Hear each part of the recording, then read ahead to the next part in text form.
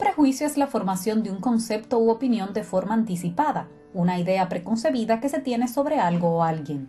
Cuando se trata de personas, los prejuicios suelen ir muy ligados a los estereotipos, el color de la piel, rasgos físicos, preferencia sexual, creencia religiosa o la forma de vestir, son algunos de los factores que podrían lograr que se formen prejuicios sobre las personas. En una visita oficial a la Casa Blanca, las hijas del expresidente de España, Rodríguez Zapatero, fueron vestidas como góticas. Las burlas y las críticas no se hicieron esperar.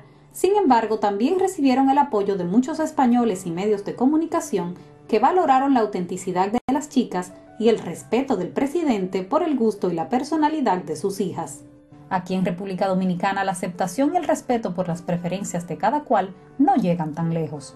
A raíz del asesinato del joven José Carlos Hernández, se ha vuelto a despertar el prejuicio hacia las personas que tienen tatuajes y aretes en el cuerpo, asociando este estilo a la delincuencia y la criminalidad. Muchos medios de comunicación se dedicaron a destacar cuántos piercings y tatuajes tenía el joven y de qué color llevaba pintadas las uñas antes que los hechos en los cuales perdió la vida. ¿Es este un ejercicio correcto del periodismo? ¿La forma de vestir define a una persona? ¿Quién decide qué es y qué no es lo correcto? En República Dominicana, ser diferente es un crimen. Bueno, ahí está planteado el debate y queremos que participen con nosotros a través de las redes sociales, a través de nuestra cuenta @enmariacela en Twitter y también de nuestra página de Facebook, Esta Noche María Cela. Díganos lo que piensan sobre los prejuicios y los estereotipos. María Cela. Bueno, nosotros en este programa estamos abogando, entre muchos otros valores, por la tolerancia. En el día de ayer, con el tema del bullying, la tolerancia en los colegios y en las escuelas y el respeto a los que son distintos. Y en el día de hoy, entre los adultos, que como que no aprendemos, cuando somos jóvenes, queremos todos ser distintos, pero cuando llegamos adultos nos metemos en ese carril y todo el que se sale de ese carril es objeto de críticas y de discriminación. Hoy precisamente tocamos el tema a raíz de lo que ha pasado en el caso del asesinato de José Carlos Hernández y toda la discriminación que se ha visto reflejada en la prensa y en la sociedad también. Tenemos con nosotros a Miguel Artur. Miguel es odontólogo, es rockero de toda la vida, ya nos hablará de su banda de heavy metal, donde empezaste con ese gusto por la música rock desde muy pequeñito, sí, y 25 años después todavía sigues haciéndolo. Así mismo. Pero también es profesor universitario. Hablamos aquí también con Laura Acosta, quien es abogada y escribió hace 2 años un artículo en acento.com titulado De aretes, tatuajes y otros delitos, donde hablaba y criticaba de una personalidad muy prominente que promovía la discriminación, sobre todo de personas que usaban este tipo de cosas, y vamos a hablar de muchos otros temas con Laura. Y Alexis Tellerías, que nos llegó, Alexei, perdón, es lo mismo, Alexei, es el mismo nombre, el tuyo es más bonito, de hecho. Alexei Tellerías, que nos llegó en estos días en su blog un escrito a raíz de lo que está pasando, titulado Unidad y Solidaridad. Yo voy a plantear aquí la cuestión. Aquí estamos hablando de la discriminación que hemos visto en los medios de comunicación y en la sociedad, pero también los estereotipos. Vamos a hablar de todo ello. ¿Qué han pensado ustedes con lo que ha pasado? Bueno, en tu caso, Miguel. ¿Qué te puedo decir? Realmente, mucho antes del cristianismo, estamos hablando de 5.000 años antes de Cristo, ya el ser humano se estaba tatuando.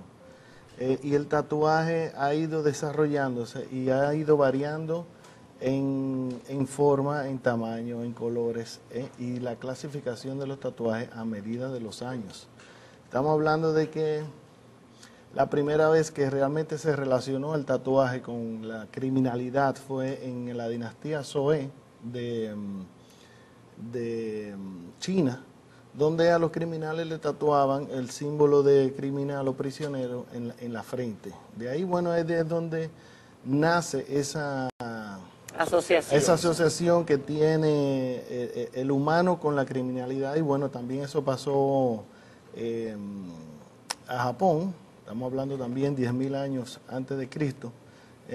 Bueno, ese es más cercano, esos son 1.000 años antes de Cristo, que ya también a los criminales los tatuaban y de forma como de castigo perdurable, y para que la persona lo clasificaran, y a medida que hacían crímenes, lo iban tatuando. También eso fue cambiando, donde personajes de la literatura china y de la literatura japonesa también fueron personajes famosos dentro de estos escritos que estamos hablando de antes de la época de todo el cristianismo. En Europa también sucedió lo mismo, los celtas y toda la parte nórdica de Europa también utilizaron los africanos, igual con el piercing también, o sea, con las... Pero eso ha ido... Pero hoy día en Occidente tiene otros usos. Ha ido cambiando. De hecho, cuando se trasladó toda esa filosofía del tatuaje al Occidente, los que se tatuaban eran los reyes y los príncipes y la gente de la jerarquía. ¿Te puedo interrumpir 30 segundos? Yo tengo una nota aquí interesante que dice: figuras ilustres y respetables con tatuajes. Jorge V, rey de Inglaterra. Sí. Winston Churchill tenía un ancla en un brazo. John F. Kennedy.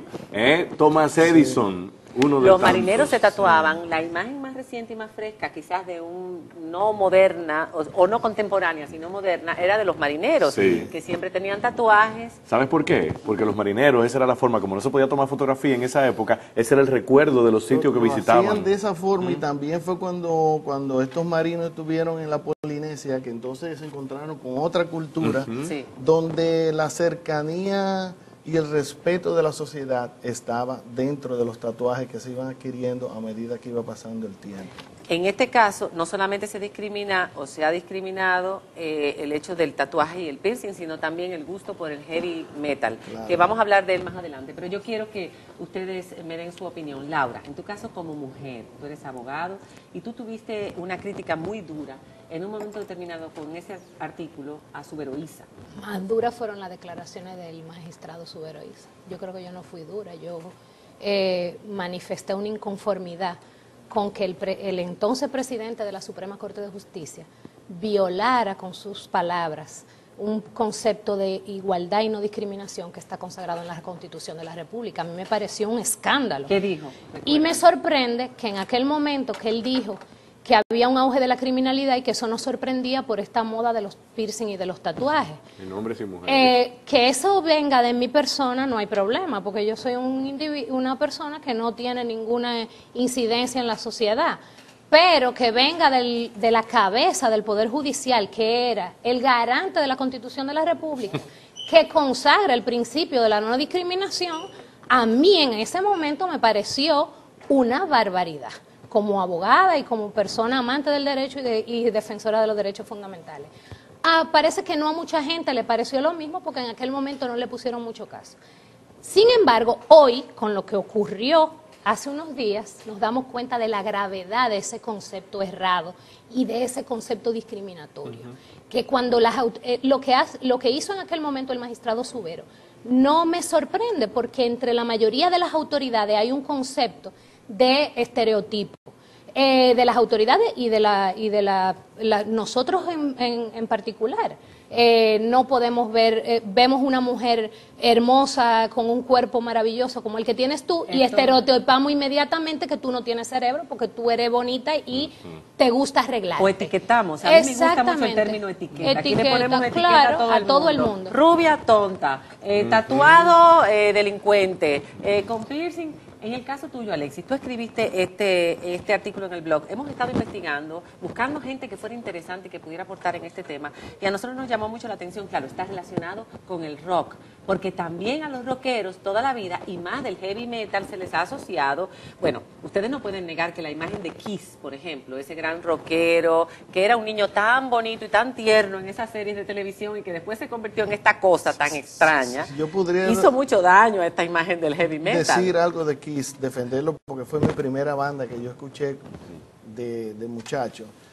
Eso, que lo acusaban por las imágenes que tenían, el maquillaje y el que lanzaba la sangre y cosas. Y la serpiente. Pero si uno escucha todas esas canciones que ellos escriben, todas hablaban de amor, o de levantarse la jeva, o de salir a divertirse. ¿Pero por qué tiene que ser así con esa imagen? ¿Cómo así? Con sacando la lengua, con las uñas negras, un Sí, poco como simple demoníaca. Eso es simple entretenimiento. Es simple entretenimiento. Simple entretenimiento. Dime, Sí, Alex. yo creo que cada quien tiene una forma de perseguir sus diferentes gustos. Por ejemplo, en estos días yo he tenido que hablar muchísimo sobre el tema, uno, del prejuicio, dos, sobre las creencias. Y alguien, por ejemplo, un compañero de profesión, yo soy periodista, me dice, no, porque, por ejemplo, fíjense que las canciones que él interpretaba, que los temas que tocaba, digo yo, óyeme, yo como escritor, yo he escrito sobre suicidio, sobre sexo, sobre temas no santos, por decirlo de una forma, y eso no me hace a mí no santo. Y creo que es una cuestión de diferenciar temas. O sea, la música puede hablar de un tema y la persona no necesariamente está vinculada a. En el caso del rock, por ejemplo, yo digo que ser rockero en este país es un poquito de salmones. Uno sabe que tiene que ir contra la corriente en todo, por cómo se viste, por lo que piensa, por cómo actúa, por las diferentes formas de pensar. Y en el caso, por ejemplo, de la prensa, yo siempre he dicho que hace falta primero que nosotros y nosotras, los periodistas, tengamos un poquito más de apertura y de comprensión. A mí no me gusta hablar mucho de tolerancia, porque tolerancia es como que esto es malo y tengo que aguantarlo. Te soporto, exacto. No, es coexistencia, es saber que uno como periodista, si bien la objetividad para mí no existe, sino que existe más o menos subjetividad, uno tiene que estar muy claro en tratar de no ser, de no juzgar a partir de lo que uno cree, y sino dejar que los propios hechos hablen por sí solos. Si tú me permites, yo como vivo de tratar de convencer al otro de mi razón y creo en juzgar. A mí me parece que no está mal juzgar, y no está mal no estar de acuerdo, y no está mal no gustarle. A mí no me gusta el metal, yo no tengo un tatuaje, ni me he puesto piercing, pero yo entiendo que a otro le pueda gustar eso. Pero tiene Es que el asunto un buen pajón y no, que te lo tienes que exacta, recoger. porque existen esas etiquetas, y si yo voy a un tribunal mañana con el pajón con que yo voy al supermercado, evidentemente no voy a tener la misma credibilidad frente al juzgador de lo que yo estoy diciendo, a pesar de que yo no vivo de mi cabello, sino de mi cerebro y de lo que yo digo por la boca. Ahora bien, lo que yo entiendo que tú planteas de por qué tiene que ser así, bueno, porque les gusta. Como a ti te gusta otra cosa y a mí me gusta tal cosa. Yo soy mujer y no me gusta pintarme y no me gusta peinarme. Y hay otra que sí le gusta. Claro. Y podemos convivir y podemos ser amigas y podemos compartir asuntos en común.